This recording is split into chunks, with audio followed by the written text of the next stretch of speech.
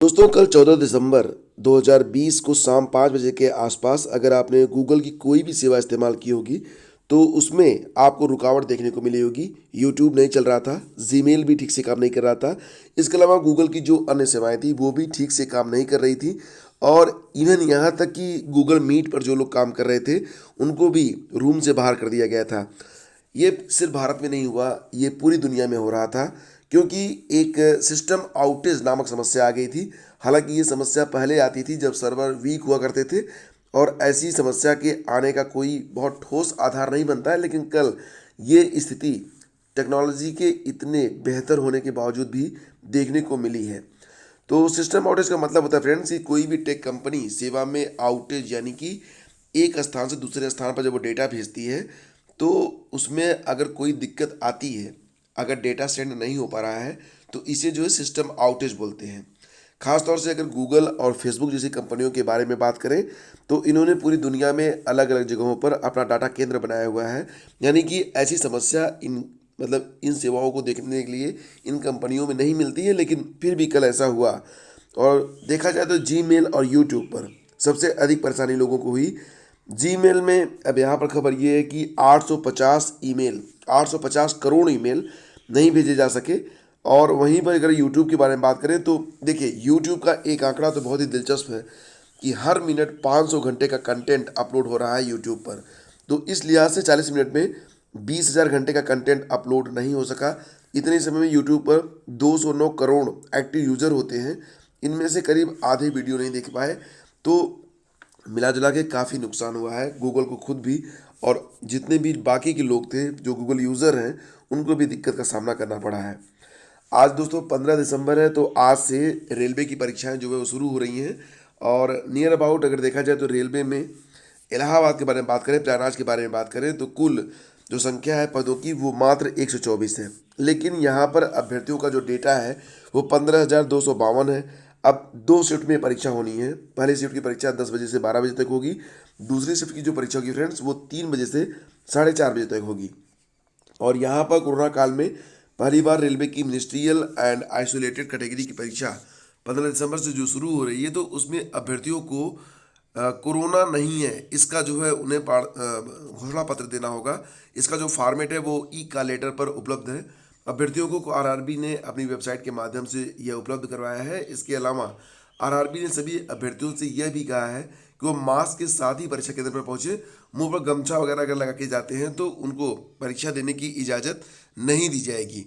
तो मास्क लेकर जाइएगा अगर आप अभी तक नहीं निकले हैं और ये न्यूज़ अगर आप सुन पा रहे हैं। और यहाँ पर junior stenographer, staff and welfare inspector, chief law assistant, head cook और photographer, physical training, laboratory assistant, lab assistant जैसे पद आज हैं। इस परीक्षा में 15, 16, 17 और 18 को ये परीक्षा आयोजित की जाएगी। और दोस्तों इसी के साथ ARO 2016 की जो मुख्य परीक्षा है उसके प्रवेश पत्र भी जारी कर दिए गए हैं।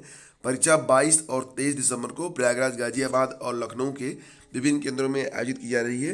परीक्षा नियंत्रक अरविंद कुमार मिश्र के अनुसार प्रवेश पत्र आयोग की वेबसाइट पर अपलोड है, उस पर जाइए। अगर आप परीक्षा में शामिल हो रहे हैं तो जो अनुदेश दिए गए हैं उसका पूरी तरह से पालन करें। 2016 की परीक्षा में कुल 361 पद हैं। सामान्य चयन के 356 और बैकलॉग के 5 पद शामिल हैं।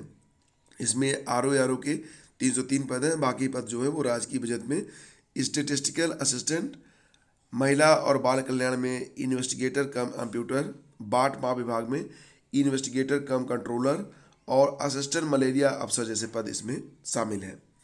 और फ्रेंड्स यहाँ पर 69,000 शिक्षक भर्ती में जो दिव्यांग अभ्यर्थी हैं वो ये कह रहे हैं कि उन्हें जो 4% का आरक्षण मिलता है दिव्यांग अभ्यर्थियों को वो नहीं दिया गया, मात्र 3% का आरक्षण ही उन्हें मिला है। तो आरक्षण का पूरा लाभ उन्हें मिलना चाहिए। और अगर 4% का लाभ उन्हें मिलता है तो 500 से 600 नए दिव्यांगों को नौकरी मिल सकती है, उनका चयन हो सकता है, जिसके लिए जो दिव्यांग अभ्यर्थी हैं वो अपना प्रदर्शन भी कर रहे हैं। साथ ही साथ दोस्तों LT ग्रेड हिंदी और सामाजिक विज्ञान में जो चयन की प्रक्रिया है वो नियर अबाउट पूरी हो चुकी है। जैसा कि आप लोग जानते हैं परिणाम जारी हो चुका है। डॉक्यूमेंट वेरिफिकेशन का काम या तो हो चुका है या तो जल्दी पूरा होने वाला है।